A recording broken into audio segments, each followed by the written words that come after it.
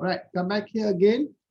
Now we are looking at again chapter 5 light form 4, right? Okay, chapter 5 light form 4. These are the subtopic that I choose from earlier discussion, right? Okay, so if you look at it here, okay,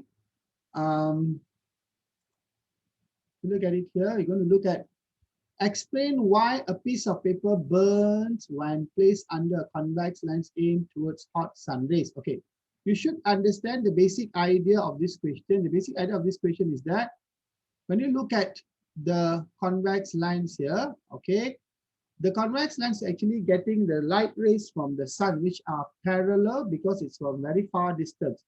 So light rays which are parallel as they move through the convex lens, a parallel light ray that move through the convex lens will be refracted and converged. So once they are refracted and converged, okay, these light rays will be focused on the focal point. Okay, on the focal point. So as they are focused on the focal point, you should know finally the focal point experience a very highly concentrated heat and light, right? So after some time of exposure, the paper sure will start to burn, right? After some time of exposure, the paper will sure start to burn. Okay, you are given two convex lenses P and Q with the focal length of 40 cm and 5 cm respectively. Both the lenses are used to build a small astronomical telescope at normal adjustment. So normal adjustment means the final image will be at infinite again, all right? Using two lenses, explain how you are going to build, right, a simple astronomical telescope. So if you want to build a telescope, I hope that you all still remember what we have learned quite a number of times, all right? We have two things here, the telescope and the microscope, right? When you have the telescope and the microscope, telescope should be always, we learned already, telescope must be always a foci. What is foci stands for? We learned that focal length of the objective lens. Focal length of the objective lens must be longer than the focal length of the eye lens, right? So microscope, everything terbalik, it's a FIFO, all right? So if you want to build a telescope, use the longer focal length lens, longer focal length lens as objective lens, as the objective lens. And then we know that power of a lens is 1 over f. So if you have a lens with a longer focal length, the power of the lens will be lower. So telescope objective lens will have longer focal length but lower power. So eventually it will be a thinner lens. It will be a thinner lens, all right? So you are given two lenses, one with a longer focal length. So use the longer focal length as the objective lens, object lens, huh? Okay, next, see the question again. So two lenses, 40 cm used as objective lens, 5 cm used as the eye lens. So if you see here, object at an infinite distance goes through the convex lens. First image is produced at the focal point of the objective lens. The first image is produced at the focal point of the objective lens, all right? And then the first image is used as object by the eye lens. The first image is used as the object by the eye lens, and the distance here is a perfect focal length also. So the distance between these two lenses must be a total sum of FO plus FE. Must be total sum from the optical center to the other optical center, right? So this is how we build a telescope. So the two lenses P and Q with focal length 40 and 5 cm to make a simple astronomical telescope. The starlight is used as the object for the objective lens of P 40 cm. For this lens P is used as the objective lens with the focal length of 47. Lens Q is used as the eye lens. All right. So this is the diagram. You can get the telescope. All right. So please go through telescope, microscope again. Try to understand the light ray diagrams, please. All right. So parallel rays of starlight or from far distance or from the sun converge at the focal point of the objective lens here to form an initial image, which is real inverted smaller. That's the first image formed by the object lens. This image then becomes object for the eyepiece, which is forms an image at infinity, final image, right? So the distance between these lenses must be FO plus FE, right? So now the next question, there are certain other related questions they'll ask you. What is the characteristics of this objective lens or object lens?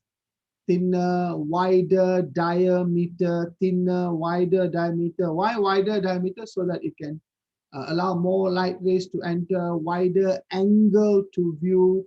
Why thinner? Lower power, so it can have a longer focal length, right? Things like that they'll ask you, right? Okay. And the magnification here is normally FO divide FE. Magnification must be FO divide FE. All right. So basically, we know this all have like 8 times magnification only. Okay, another question here. Suggest modifications that need to be done on the telescope to produce clearer and bigger image. So increase the diameter of the objective lens so more light rays can enter. All right. Clearer image. Increase the focal length of the objective lens because magnification increases to get a bigger image. Reduce the focal length of the eyepiece. The reason is very simple if you see here carefully. See, magnification should be FO divide FE. So if you have a longer focal length, you increase the magnification. Same goes to shorter focal length of the eyepiece. You still increase the magnification. All right. So both way you are increasing the magnification. Reduce obstructions such as supporting struts. Okay, what is this? You see, simple idea. See here.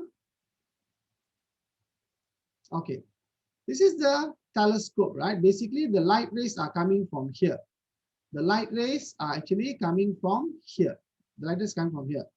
So you want to observe the star or the moon, whichever, at a very far distance. So in front of your object lens or objective lens, do not have high-powered bulb, for example.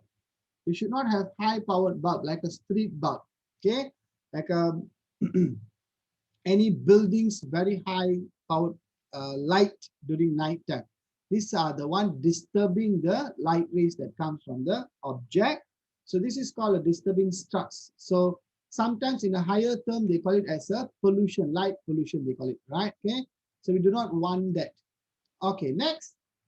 Question number 11. Explain the method to determine focal length of a convex lens. Okay, how to determine focal length of a convex lens? Please go through this. It's in your textbook, previous textbook. No means your all the reference book you have. Place a convex lens on a holder, right? And then place a light bulb source on the left of the convex lens at a very far distance. The convex lens is in the middle on a holder. The light bulb is on the left at a very far distance. And then on the right of the convex lens, place a white screen and adjust the white screen until a sharp image is formed on the screen. Adjust the white screen until a sharp image is formed on the screen. So once you get that, this is your table, whatever you are putting here, your table is here. Then your light box is here.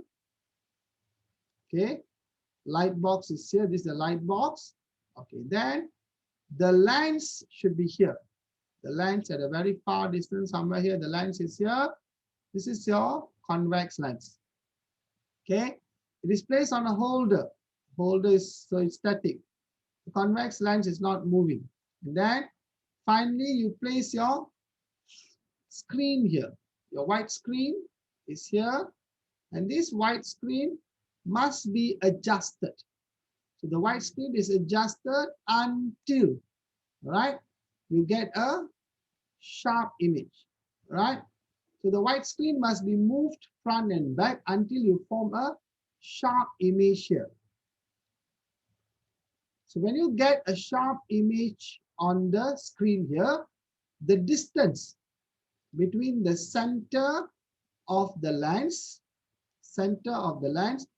to the screen, this is called the focal length. This is what we call as the focal length. So this distance is called the focal length. So you place your light box at a very far distance. All right, all must be parallel in ray. All right, this is your convex lens, and make sure your screen here is moved front and back, all right, until you obtain a sharp image on your screen. So the distance between the optical center of your convex lens to the screen is called the focal length. So this is how you observe, you make arrangement to identify the focal length of a given convex lens. Focal length of a given convex lens. See, it's a totally different question. Dia jarang tanya soalan macam ni tau, okay? The similarities and differences, between an astronomical telescope and a compound microscope. So kita tahu dua-dua terbalik kan, okay? So similarities, both are having two convex lenses, and then the final image will be inverted, virtual, and larger lah. That's the final image, right? Don't talk about image formed by object lens or eye lens separately. Don't talk about that. Just tell finally we find out that the image formed is actually finally it's virtual, inverted, and larger. Okay, next, telescope, microscope. The differences here, telescope is used to view very far distance object. The object lenses has a focal length which is more than the focal length of the eye length. So it's a 4 feet. Telescope is always a 4 feet. Focal length of object lens is longer. Microscope, to view very fine object, to magnify a very tiny objects. All right, okay? And of course, the focal length of the eye lens is shorter than the, focal length of the object lens is shorter for microscope. So basically, we know that the differences and the similarities. So telescope always stands as a 4 feet. Microscope always stands as a 3/4. All right. Any questions so far? Anyone?